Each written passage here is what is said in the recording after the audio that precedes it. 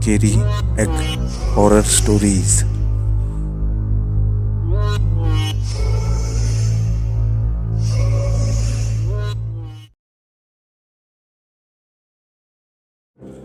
रात के 2 बज रहे थे। फार्म हाउस के पीछे एक शख्स एक लाश को जमीन पर घसीट रहा था। उसका फोन बार बार रिंग कर रहा था। वो लाश को एक गड्ढे के पास ले गया और लाश को गड्ढे में गिरा दिया। फावड़े से मिट्टी डालकर उसने लाश को गड्ढे में दफना दिया। वहां से कुछ दूर जाकर उसने कॉल उठाया। मैंने काम कर दिया, अब उसकी सारी दौलत हम लोगों की हो गई है। हमारा प्लान कामयाब हो गया, सब परेशानियां खत्म। अगले दिन रूपा और दिनेश लिविंग रूम में बैठे हुए हैं। दिनेश, मेरे पति कल सुबह ऑफिस के लिए निकले थे, अभी तक वापस नहीं आए। मैंने कई बार उनको कॉल किए, हर बार उनका फोन स्विच ऑफ आ रहा था। मुझे बहुत घबराहट हो रही है।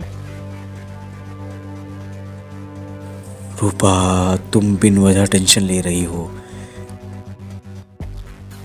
क्लास का इतना बड़ा बिजनेस है, इतने ऑफिस हैं, हो सकता है कोई बड़ी डील मिल गई हो उसे। शायद बेंगलुरु चला गया हो वो। उनका इतना बड़ा बिजनेस है, तभी तो डर लगता है। और उनका फोन भी तो स्विच ऑफ आ रहा है। वे किसी मुसीबत में न हो कहीं। आ जाएगा वो। चलो, अब मैं चलता हूँ। मुझे कॉल मत करना, मैं खुद ही कॉल करूँगा तुम्हें, और मैंने जो समझाया था ठीक वैसा ही करना। यह कहकर दिनेश वहां से चला जाता है। रात को घर की छत पर दिनेश फोन पर किसी से बात कर रहा था। अचानक किसी ने उसके पिछवाड़े पर लात मारी। वह गिर गया। उठकर जब उसने पीछे देखा तो वहां कोई नहीं था। वह तेजी से वहां से भागा और बेड पर लेट गया और उसे नींद आ गई। जब वो सो रहा था, अचानक एक काला सा हाथ उसके गले के पास आया, जिसके छूने पर दिनेश उठ गया। उसने जब देखा, एक डरावना सा आदमी उसकी छाती पर बैठा था और उसका गला दबा रहा था। दिनेश के मुंह से आवाज तक नहीं निकल रही थी।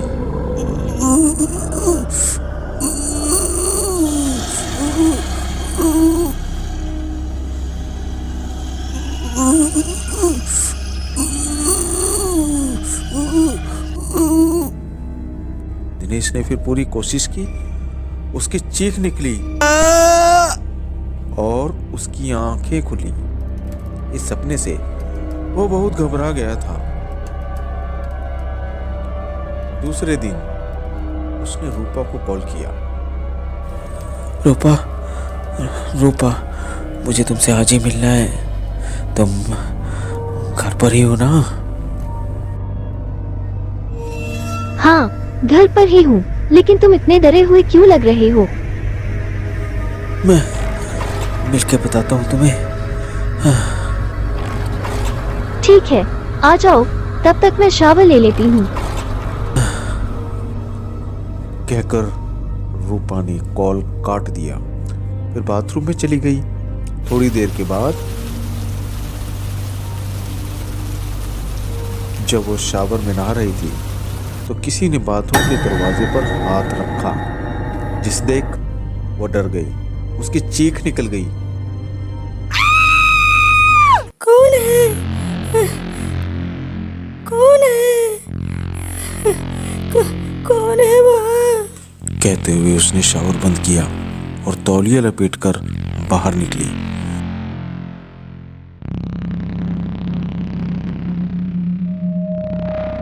उसने इधर उधर देखा तो कोई नजर नहीं आया।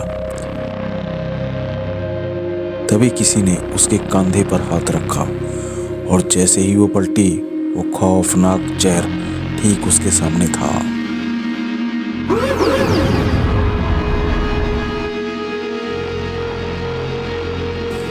उसकी आंखें गुस्से से लाल थी, बिगड़े हुए बाल थे, उसका रंग सूख चुका था, चेहरे पर दरारें पड़ी हुई थी। उसके मुंह से खून टपक रहा था और उसकी शर्ट पर गिर रहा था।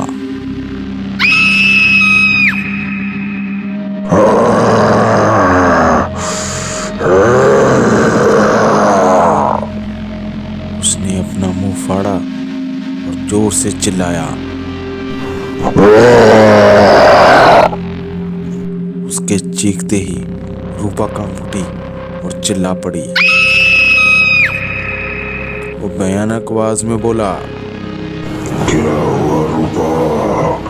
क्या मुझे वापस देखकर खुश नहीं हो?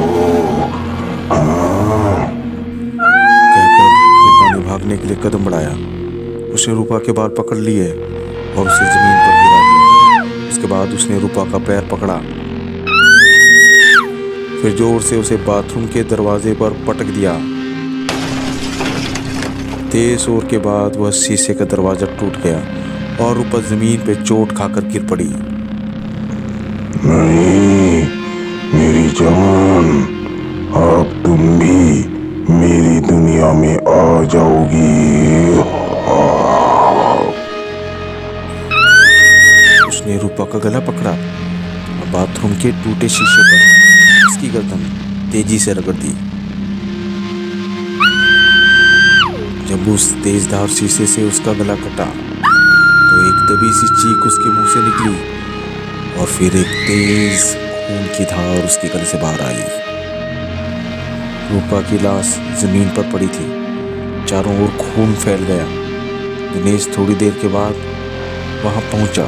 उसने देखा दरवाजा अंदर से बंद नहीं था। वो अंदर गया।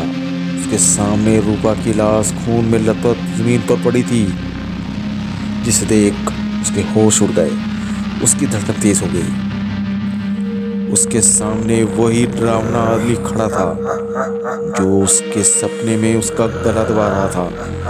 उस डरावने आदमी ने उससे भयानक आवाज में कहा, हाँ, मेरी गर्लफ्रेंड को सब कुछ सच सच बता दे, नहीं तो तेरा भी यही हाल करूँगा।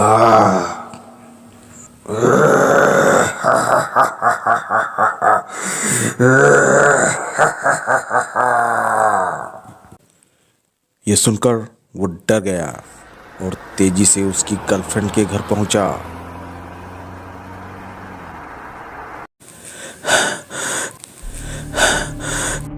अरे आओ दिनेश, तुम इतने घबराए हुए क्यों हो? कैलाश ने मेरे फार्म हाउस पर रूपा के साथ कुछ भी गलत नहीं किया था। वो सब सच नहीं था। ये सुनकर कैलाश की गर्लफ्रेंड चौंक पड़ी। उसकी तरफ हैरानी से देखते हुए वो बोली, क्या मतलब है इस बात का? मैं कैलाश से नफरत करती हूँ। उसने तो रूपा की इज्जत तार तार की थी, फिर उससे शादी भी कर ली। मेरे साथ तो बस टाइम पास कर रहा था वो। ये सच ये है कि मेरी और रूपा की नज़र हमेशा से कैलाश की जायदाद पर थी। हम दोनों उसकी जायदाद के लिए कुछ भी कर सकते थे। हमें पता था कैलाश तुमसे बहुत प्यार करता था और तुमसे ही शादी करेगा। इसलिए हमारे प्लान के मुताबिक रूपा ने उसे मेरे फार्म हाउस पर बुलाया। उसने उसे झूठी कहानी सुनाई कि मैं उसे धोखा दे रहा हूँ। उसने कहा वो बहुत दुखी है और रूपा ने बातों बातों में उसकी चाय में नशीली दवा मिला दी। चाय पीकर कुछ देर बाद वो बेहोश हो गया।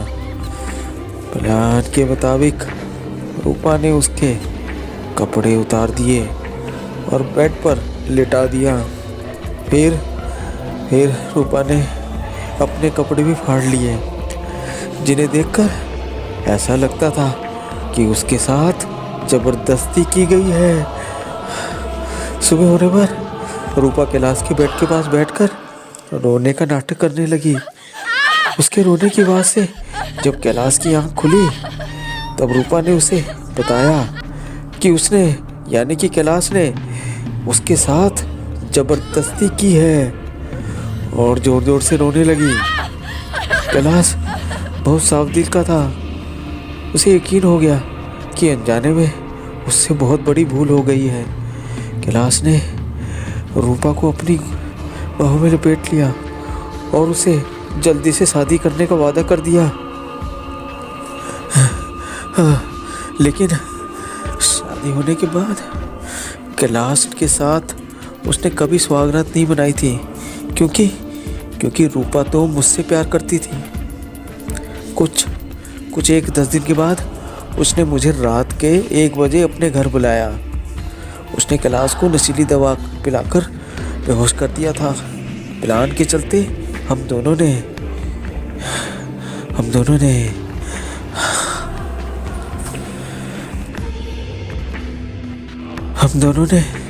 मिलकर कैलाश का गला रस्सी से घोट दिया और फिर उसकी लाश को अपने फार्म हाउस के पीछे एक गड्ढे में दफना दिया।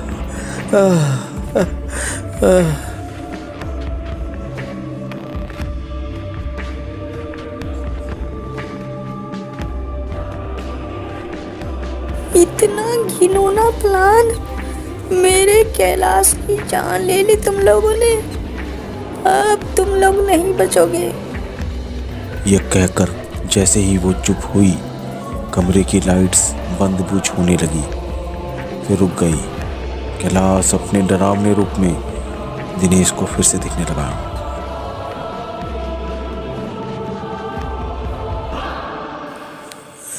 वो रहा, मुझे बचा लो, ये मुझे मार डालेगा। कैलाश, तुम कहाँ हो? मेरे सामने आओ, मेरे सामने आओ। अपनी गर्लफ्रेंड की बात सुनकर कैलाश अपने असली रूप में आ गया और उसे दिखने लगा, जिसको देखकर उसकी गर्लफ्रेंड की आंखों में आंसू आ गए। कैलाश, मुझे माफ कर दो। तुम्हारी जान सिर्फ मेरी वजह से गई है। नहीं, गलती तुम्हारी नहीं थी, गलती इन दोनों की थी। इन दोनों की घटिया साजिश थी। एक का तो हिसाब कर दिया, अब इसको भी इसकी सजा दूंगा। सुनकर दिनेश डर गया और वहां से भाग निकला।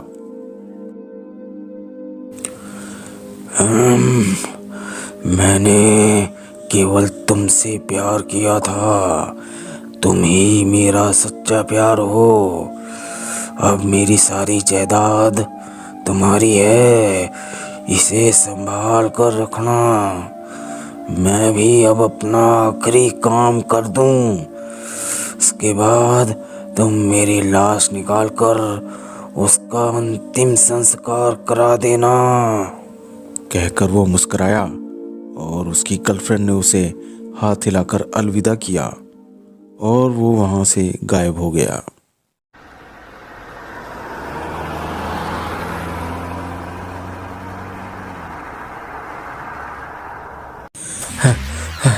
बस जल्दी से उसकी लाश को निकालकर जला दूंगा। उसके बाद उसका भूत हमेशा के लिए गायब। कहकर वो कार से उतरा और वहां पहुंचा जहां उसने कैलाश को दफनाया था। सामने उसने देखा कि कैलाश अपने डरावने रूप में फावड़ा लेकर खड़ा है।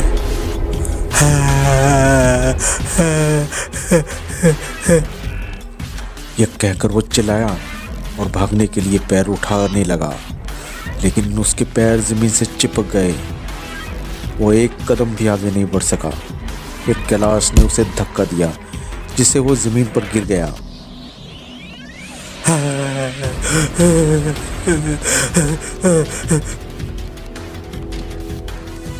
कैलाश ने एक भयानक आवाज करते हुए फावड़ा सीधा उसके पेट में घुसा दिया।